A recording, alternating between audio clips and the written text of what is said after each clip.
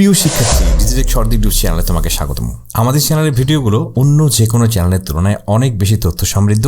পুরো ভিডিওটি তুমি যদি মনোযোগ দিয়ে দেখো, এ কথা শুধু আমি না, তুমি নিজেও স্বীকার করবে। এই এপিসোডে তুমি যে প্র্যাকটিস ফাইলগুলো দেখতে পাচ্ছ, এখানে আমরা সমস্ত ফাইলগুলো তোমাদেরকে প্রোভাইড করব। ভিডিও ডেসক্রিপশনে দেওয়া থাকবে, সেখান থেকে তুমি ডাউনলোড করে তুমি তোমার মতো করে সেগুলোকে ব্যবহার করতে পারবে। তোমাদের পাঠ্যপুস্তক সংশ্লিষ্ট জ্ঞানের গভীরতা এবং এই রিলেটেড যতটুকু দিলে তোমরা আসলে সমৃদ্ধ হবে ততটুকু দেওয়ার চেষ্টা করা হয়েছে। তারপরেও তোমাদের যদি কোনো প্রশ্ন থাকে তোমরা কমেন্ট বক্সে লিখে জানাবে অবশ্যই। আমাদের মূল সেশনটি আমরা শুরু করতে যাচ্ছি। আসলে আমরা গত সেশন থেকে কন্টিনিউয়াসলি আমাদের উদ্দেশ্য হচ্ছে আমরা একটি আর্টিকেল তৈরি করব। সেই আর্টিকেলটি তৈরি করতে যে সেই আর্টিকেলকে সমৃদ্ধ করার জন্য আমরা একটি জরিপ চালাবো। জরিপ হলো গবেষণার একটি পদ্ধতি। যে কোনো বিষয়ের উপরে সেই বিষয়ের সাথে সংশ্লিষ্ট ব্যক্তিদের বিভিন্ন প্রশ্নের মাধ্যমে তাদের মতামত সংগ্রহ করা হয়, আর সেই মতামতকেই সমন্বিত করে একটি সিদ্ধান্তে পৌঁছানো সম্ভব হয়।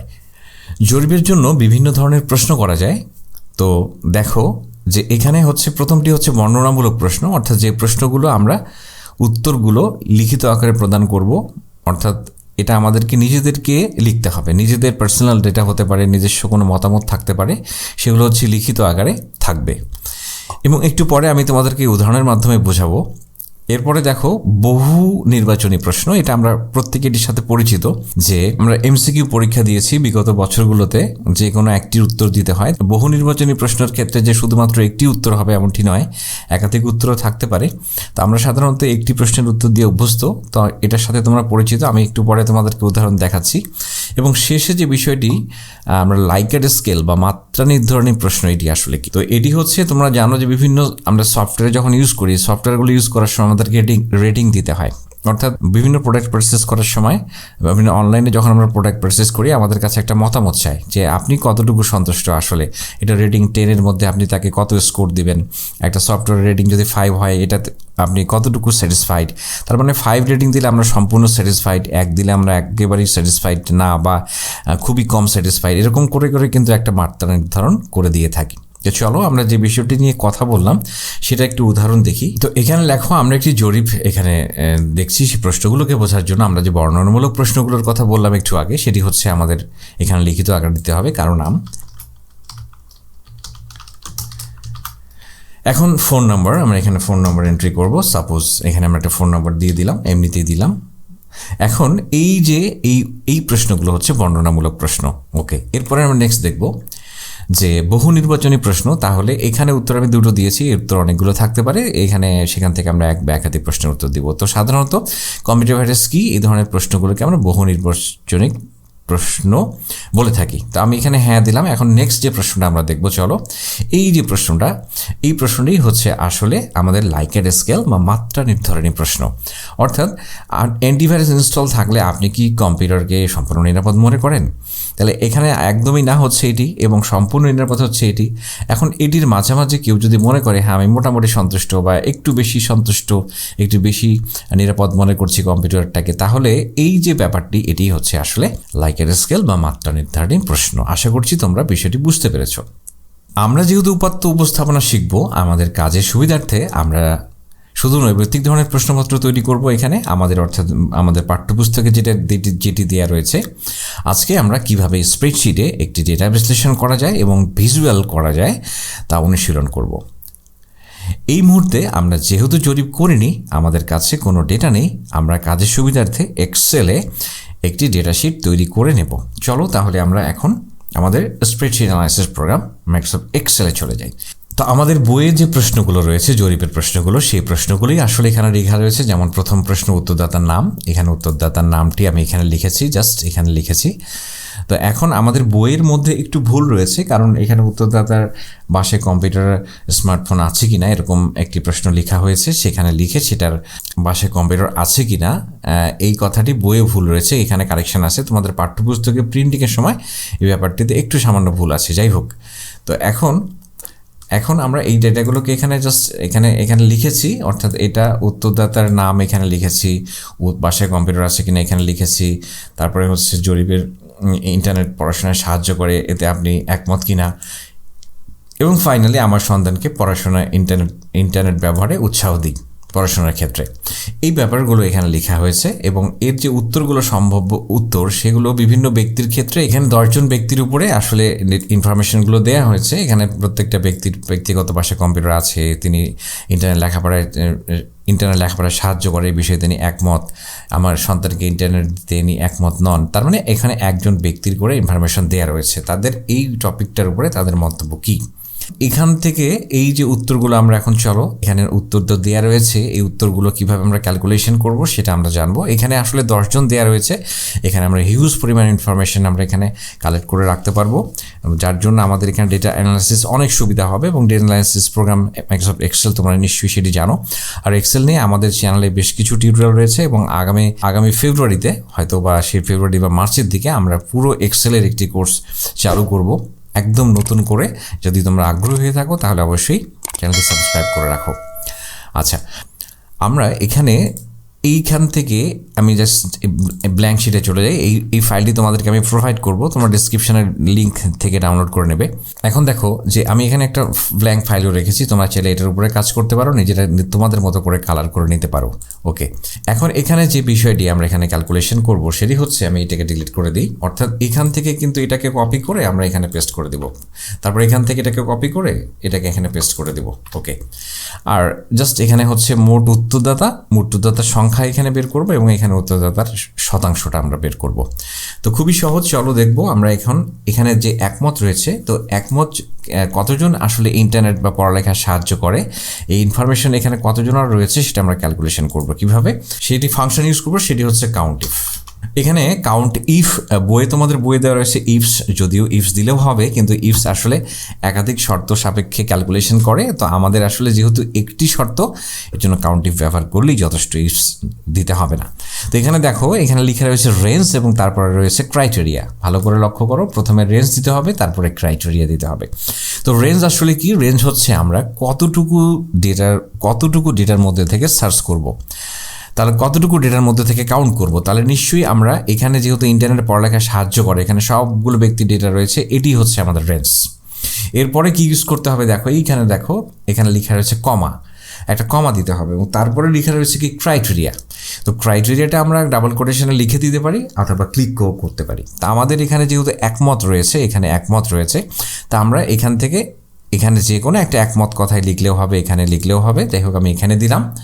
তো একমত লেখা রয়েছে, এরকম যে কোনো সেলে লিখলেই হবে। ওকে, এরপর আমি ব্র্যাকেটটা ক্লোজ করে দিলাম এবং এন্টার কি প্রেস করলাম। দেখো এখানে 5 চলে এসছে, তার মানে এখানে একমত রয়েছে দেখো 5 জন, 1 2 3 4 5। তো এখানে আমরা অল্প সংখ্যক ডেটা দেখে মনে হচ্ছে যে কাজটি খুব সহজ, কিন্তু হিউজ ইনফরমেশন থাকলে মানে একেবারেই খুব দ্রুত আমাদের ক্যালকুলেশনটা হয়ে যাবে। ঠিক একইভাবে আমরা কতজন একমত নই, তো এখানে আমাদেরকে আবারও আমরা COUNTIF ফাংশন ব্যবহার করব। COUNTIF একটা ট্যাব কি প্রেস করব এবং এখানে একটা বিষয় তোমাদেরকে খেয়াল করতে হবে যে এখানে কিন্তু সমস্ত লেখাগুলো যেন নির্ভুল থাকে, স্পেসগুলো যেন ঠিকঠাক মতো থাকে, তাহলেই কিন্তু এক্স্যাক্ট কাউন্টটা আমরা পাবো। আর যদি কোনো কারণে বানান ভুল থাকে, স্পেসের ক্ষেত্রে কম বেশি হয়, সেক্ষেত্রে কিন্তু এখানে আমরা সঠিক উত্তরটা পাবো না। তো আবারও আমি দেখাচ্ছি তোমাদেরকে, এখানে ড্র্যাগ করতে হবে, কতটুকু রেঞ্জ, কতটুকুর মধ্যে খুঁজবো, তারপরে হচ্ছে কি খুঁজবো, মানে কোনটাকে কাউন্ট করব। তাহলে আমরা একমত নই এটাকে কাউন্ট করবো। এবার একমত নই আমি দিলাম এবং এরপরে ব্র্যাকেট ক্লোজ করে দিলেও হবে, না দিলেও হবে 5। তার মানে 5 জন এখানে একমত, 5 জন এখানে একমত নয়। ইন্টারনেট ব্যবহারে উৎসাহ দেই, ঠিক সিমিলারলি একই জিনিস যেহেতু এখানে আমাদের রয়েছে, তাহলে আমরা যেটা করতে পারি যে আমরা এখানেও ঠিক একইভাবে COUNTIF ফাংশনটি ব্যবহার করব। COUNTIF ট্যাব ইউজ করব, তারপরে এখানে আমরা দেবো এটি এবং এখানে দেওয়ার পর কমা দিয়ে আমরা দেবো হচ্ছে একমত, কতজন একমত আছে। তাহলে এখানে একমত এটি রয়েছে, এখানে দিলাম, অথবা তোমাদেরকে আমি এখানে ক্লিক করেও একবার দেখাই। ওকে, আমরা এখানে দেখো এখানে 2 চলে এসছে। এবার আমি একইভাবে দেখো, আবার আমি COUNTIF ট্যাব কি প্রেস করলাম, তাহলে আমাদের সোর্স কোথায়, রেঞ্জ কোথায়, এখানে। তাহলে আমরা কি দেখতে চাই, কি কাউন্ট করতে চাই, একমত নই কতজন আছে সেটি কাউন্ট করতে চাই। তাহলে এখন দেখো এখানে 8 জন একমত নই রয়েছে এবং 2 একমত রয়েছে 2 জন, তো সেটি বের হয়ে গেল। এখন আমরা এখানে পার্সেন্টেজটি বের করব এবং এটিও কিন্তু আমাদের বইয়ের বাইরে আমরা শিখবো। চলো, তো দেখো এখানে আমাদের ইন্টারনেট পড়ালেখায় সাহায্য করে, এটার পার্সেন্টেজটা আমরা বের করব। এটা নিয়ম হচ্ছে যে আমরা প্রথমে ইকুয়াল সাইন দেব, ইকুয়াল সাইন দেওয়ার পরে আমরা কি করব, শতকরা ক্যালকুলেশন করার জন্য যেই যার শতাংশ বের করতে চাই, তাহলে সেখানে আমরা ক্লিক করবো। তাহলে আমরা কার শতাংশ বের করতে চাই? ইন্টারনেট পড়ালেখায় সাহায্য করে এই ইনফরমেশনটা সাহায্য করে আমরা এটার শতাংশ বের করতে চাই। তারপরে এখানে টোটালটি দিতে হবে। আমাদের টোটাল রয়েছে কতজন? 10 জন। তাহলে এখানে আমাদের দিতে হবে স্ল্যাশ অর্থাৎ ভাগ 10 এবং ইন্টু স্টার, মানে আমরা জানি ইন্টু 100। তাহলে এখানে কিন্তু দেখো পার্সেন্টেজটি বের হয়ে যাবে। আচ্ছা, এটা এন্টারকে প্রেস করার সাথে সাথে দেখো এখানে 50 দেখাচ্ছে, অর্থাৎ 50%, অর্থাৎ 10 জনে 5 জন একমত। আর তাহলে এটাকে আমরা যদি এখন ঠিক একইভাবে ড্র্যাগ করি তাহলে কিন্তু এখানে দেখো এটাও 50 দেখাচ্ছে। অর্থাৎ এখন এখানে দেখো আমরা এখানে বের করব আমি আমার সন্তানকে ইন্টারনেট ব্যবহারে উৎসাহ দিই। তাহলে এখানে কিন্তু 2 জন এবং 8 জন। তো এখানে কিন্তু এখনও পার্সেন্টেজ দেখাচ্ছে না। আমি কিন্তু তোমাদের যেটা দেখিয়েছি সেখানে পার্সেন্টেজ দেখিয়েছিল, সেটা কীভাবে বের করবো আমি একটু পরে তোমাদের সাথে শেয়ার করছি। তাহলে এখন ইকুয়াল দেবো। ইকুয়াল দেওয়ার পরে আমরা কার বের করতে চাই? এটির বের করতে চাই। মোট কতজন রয়েছে? 10 জন রয়েছে। এরপর আমরা পার্সেন্টেজ বের করতে চাই। তাহলে এখানে দেখো 20 দেখাচ্ছে, 20। এবং এটাকে যদি আমি ড্র্যাগ করি তাহলে এরকম হয়ে গেছে। তো আসলে এটা ফিল করার কারণে কালার চেঞ্জ হয়ে গেছে। কালারটা অ্যাকচুয়ালি এখান থেকে আমি আবারও একটু বসিয়ে দিচ্ছি। এখান থেকে রয়েছে যে কালারটি, এইটি দিয়ে দিলাম। ওকে, কালার করাটা আসলে এখানে কিন্তু দেখো এখানে আমরা কালারটা একটু একটি সেল অন্যভাবে করেছি, কিন্তু এখানে কিন্তু ড্র্যাগ করলেও সেলগুলো কিন্তু পরিবর্তন হবে না এখানে। হ্যাঁ, এখানে পরিবর্তন হবে না ড্র্যাগ করলেও। তাহলে এখানে অন্য একটা পদ্ধতিতে করা হয়েছে। তোমরা ইন্টারেস্টেড থাকলে কমেন্টে লিখে জানাও। তাহলে এভাবে কিভাবে এক একটা সেলে একই রকম কালার করতে হয় সেটা তোমাদেরকে দেখিয়ে দেব। ওকে, তো এখন দেখো আমাদের বই কিন্তু এভাবে রয়েছে। আমাদের বই কিন্তু পার্সেন্টেজ নেই, কিন্তু আমরা তো বইয়ের সাথে সংশ্লিষ্ট বিষয়গুলোকে আরও গভীরভাবে জানবো। তো এখানে আমরা পার্সেন্টেজটি দেখাতে চাই, যেহেতু এটা উত্তরের দাতার শতাংশ লেখা রয়েছে এখানে, কিন্তু এখানে আমরা শতাংশ চিহ্নটি ব্যবহার করতে চাই। তো তুমি যদি এখন এটাকে সিলেকশন করে এখানে যদি ক্লিক করো, দেখো এখানে কিন্তু শতাংশ দেখাচ্ছে না, বরঞ্চ এখানে আরও বেশি পরিমাণে পার্সেন্টেজ দেখাচ্ছে। তাহলে আমরা কীভাবে করবো? এখানে আমি আন্ডু করলাম Ctrl+Z প্রেস করে। তাহলে খুবই একটা ট্রিক্স শিখে নাও যে আমি যদি পার্সেন্টেজ দেখতে চাই কোনো সেল ভ্যালুতে, তাহলে আমরা এখান থেকে কোথায় ক্লিক করব? এখান থেকে নাম্বারে ক্লিক করব। করার পর এখানে আমরা চলে যাব কাস্টমে, এবং এখানে প্রথমে 0তে সিলেকশন করব, তারপরে একটা ব্যাকস্ল্যাশ দিব এবং তারপরে এখানে পার্সেন্টেজ চিহ্নটা দেখাবো, পার্সেন্টেজ চিহ্নটি লিখব। দেখো, ওকে, ডান। চমৎকারভাবে পার্সেন্টেজটি প্রদর্শন করছে।